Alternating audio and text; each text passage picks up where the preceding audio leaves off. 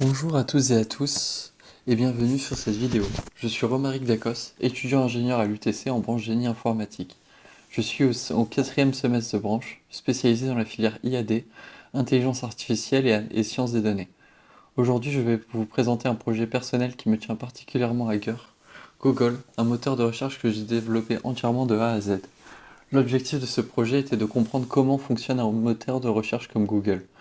Comment fait-il pour retrouver des informations pertinentes parmi des milliards de pages web en seulement quelques millisecondes? Dans cette vidéo, je vais vous montrer tout le parcours, du crawling des pages web jusqu'à l'affichage des résultats. Allez, c'est parti. Avant de plonger dans les détails techniques, laissez-moi vous montrer le résultat final. Voici l'interface de Google Search. On a une sidebar à gauche avec le statut de l'API qui indique en ligne, l'index qui est prêt, les statistiques en temps réel, 1000 documents indexés, près de 99 termes uniques, c'est-à-dire des mots, et plus d'1 million de postings, et une base de données de 108 mégas. Au centre, on a notre barre de recherche. Ici, j'ai tapé Victor Hugo, et on obtient 10 résultats. Ce qui est intéressant, c'est qu'on voit les termes traités. Victor et Hugo en minuscules. Ce sont les termes après le traitement NLP dont on va parler.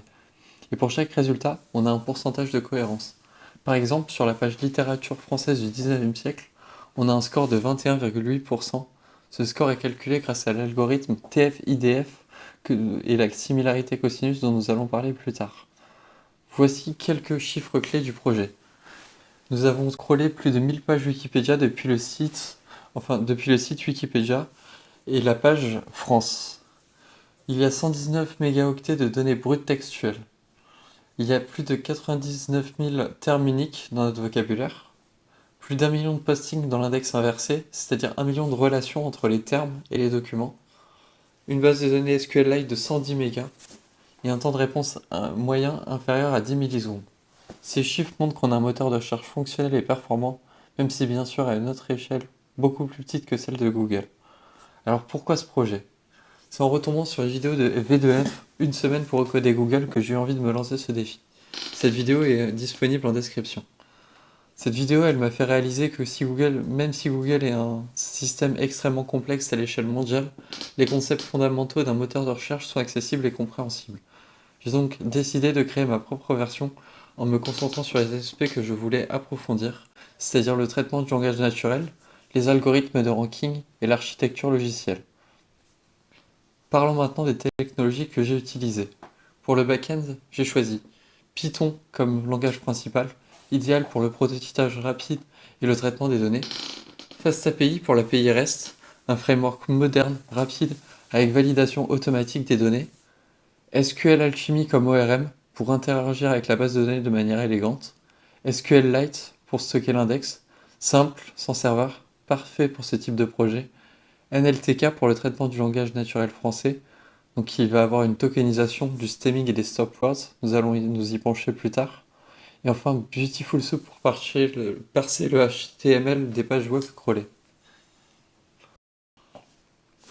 Pour le front-end, j'ai opté pour Angular 21, la dernière version du framework, avec les standalone components et les signals pour la réactivité, et TypeScript, un code typé et maintenable. L'interface est simple et épurée, inspirée de Google, avec une sidebar pour les statistiques et une zone centrale pour la recherche et les résultats.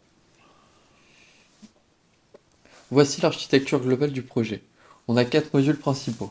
Le crawler, représenté par l'araignée, qui télécharge des pages web en utilisant une approche BFS, Breadth First Search, c'est-à-dire un parcours en largeur. L'indexeur, qui construit l'index inversé avec du traitement NLP. Le Search Engine, qui traite les requêtes utilisateurs et calcule la pertinence des documents. L'API et l'interface, FastAPI pour le back-end et Angular pour le front-end. À gauche, vous pouvez voir la structure du projet avec les différents dossiers. SRC contient les modules, Data Raw, les données brutes crawlées, et Data Indexed, l'index de recherche. Chaque module a une responsabilité unique. C'est le principe de séparation des responsabilités, très important en génie logiciel. Commençons par la première partie, le web crawling. Le crawler, c'est notre araignée web. Son rôle est de parcourir Internet et de télécharger des pages pour les indexer ensuite. Voici le code du crawler. On utilise deux structures de données. Le set visited URL permet de traquer les URL déjà visitées.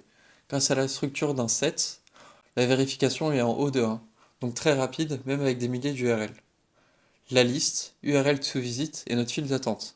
On utilise une approche FIFO pour First In, First Out, ce qui correspond à une approche BFS. L'algorithme est simple. Premièrement, on prend une page, la première URL de la file. Ensuite, on la télécharge, on extrait le contenu et les liens, on ajoute les liens à la file, et on recommence jusqu'à atteindre le nombre limite de pages. Quand on crawl une page, on extrait trois informations principales. L'URL, ici c'est wikipedia.org/wiki/France, le titre de la page, donc France, et le texte du contenu principal. Pour Wikipédia, j'ai implémenté une extraction intelligente qui ne garde que le contenu principal de l'article, sans les menus de navigation, les sidebars, les références, etc. Cela permet d'avoir du contenu propre et pertinent pour l'indexation. Voici les résultats du crawling. Chaque page est sauvegardée dans un fichier JSON séparé. Le nom du fichier est un hash de MD5 de l'URL, ce qui garantit l'unicité.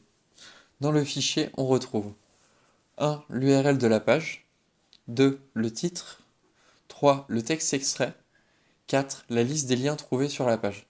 Par exemple, ici on a la page Fatou Aoukou, une petite île inhabitée de l'archipel des Marquises. On voit le texte de l'article et tous les liens vers d'autres pages Wikipédia. À la fin du crawling, on a mis le fichier JSON dans le dossier Dataro, représentant 119 mégaoctets de données textuelles. Passons maintenant à la partie la plus intéressante techniquement, l'indexation et le traitement du langage naturel. C'est vraiment le cœur du moteur de recherche. Le traitement NLP suit un pipeline en 4 étapes. Prenons par exemple la phrase « Les châteaux de la Loire sont magnifiques ». La première étape est la tokenisation. On va découper le texte en plusieurs mots. Donc il va d'abord avoir les, puis château, de, la, Loire sont magnifiques. Ensuite, on va les normaliser. On passe tout en minuscules. Enfin, on va faire un stop words, c'est-à-dire qu'on va retirer les mots vides qui n'apportent pas de sens, comme les, de, la ou sont. Donc là, notre requête devient château, Loire magnifique. Et enfin, on va utiliser ce qu'on appelle le stemming. Donc chaque mot, on le réduit à sa racine. Donc château devient château sans X, magnifique devient magnifique Q. Ce pipeline applique à chaque document lors de l'indexation et aussi à chaque requête lors de la recherche. C'est crucial que les deux traitements soient identiques pour que les termes correspondent. Voici le schéma de notre base de données SQLite. On a 4 tables.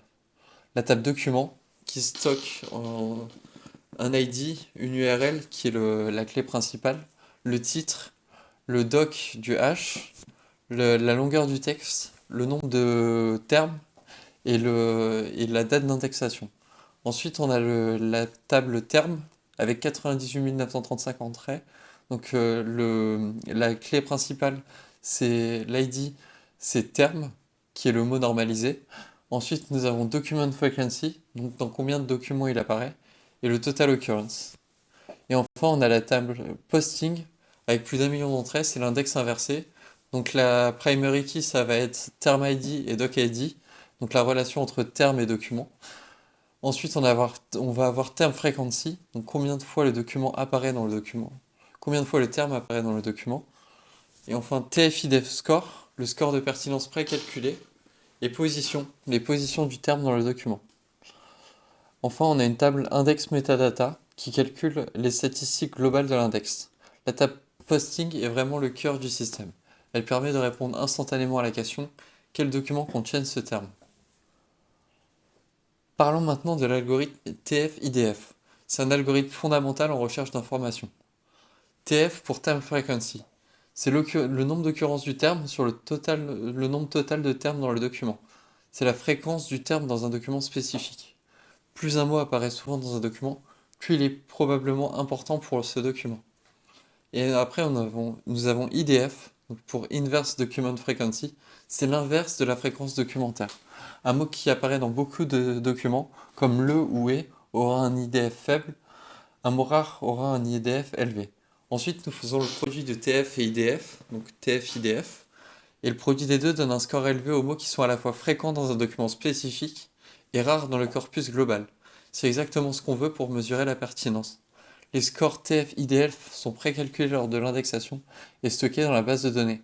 ce qui rend les recherches ultra rapides car on n'a pas à les recalculer à chaque requête. Donc voici des exemples de traitement de requêtes. Pour première requête, nous avons comment apprendre le Python rapidement. On voit que le a été supprimé grâce au stop word et que rapidement a été réduit à rapide. Pour la seconde requête, nous avons tutoriel sur l'API REST avec FastAPI. Sur L' et avec sont des stop words, ils ont été retirés. Enfin, sur la dernière requête, chercher des informations sur la recherche d'informations, ce dernier exemple est intéressant, parce que chercher et recherche sont réduits à des formes similaires, et qu'il y a deux fois l'occurrence du mot information qui apparaît. Le informe tient pour information avec un S et information sans S. Il sera donc calculé deux fois dans le scoring TF-IDF. Donc voici maintenant le code du ranker qui calcule les scores de pertinence. En haut, on a le calcul des normes de documents. La norme d'un document, c'est la longueur de son vecteur TF-IDF. Ces normes sont précalculées au démarrage pour optimiser les recherches. En bas, on a une requête SQL équivalente qui montre comment on récupère les résultats. On sélectionne les documents qui contiennent au moins un des termes de la requête, on somme tous les scores IDF et on trie par score décroissant. En réalité, j'utilise la similarité cosinus qui est plus sophistiquée, mais l'idée est la même. Nous pouvons maintenant passer à la dernière partie, l'API et l'interface utilisateur. Voici le code de l'endpoint de recherche avec FastAPI. FastAPI génère automatiquement la documentation Swagger et valide les paramètres. Le processus est simple. On vérifie que le moteur est initialisé. On traite la requête avec le query processor. On récupère les résultats avec le ranker. On formate et retourne la réponse. L'API expose trois endpoints. Search pour la recherche, Stats pour les statistiques et Health pour vérifier le statut. La documentation Swagger est accessible sur l'API sur API Docs. Très pratique pour tester l'API. Et voilà, nous avons fait le tour de Google. Pour résumer ce que j'ai appris avec ce projet. Petit 1, les algorithmes de recherche d'informations. TF-IDF, similarité cosinus, index inversé, etc. En 2, le traitement du langage naturel, donc la tokenisation, le stemming et le stop words. Enfin, l'architecture logicielle, donc la séparation des responsabilités et les API REST. Et pour finir, les technologies modernes comme FastAPI, Angular ou SQL Alchemy. Ce projet m'a permis de mettre en pratique beaucoup de concepts vus en cours, notamment en IAD, mais aussi d'aller plus loin, par curiosité personnelle. Merci.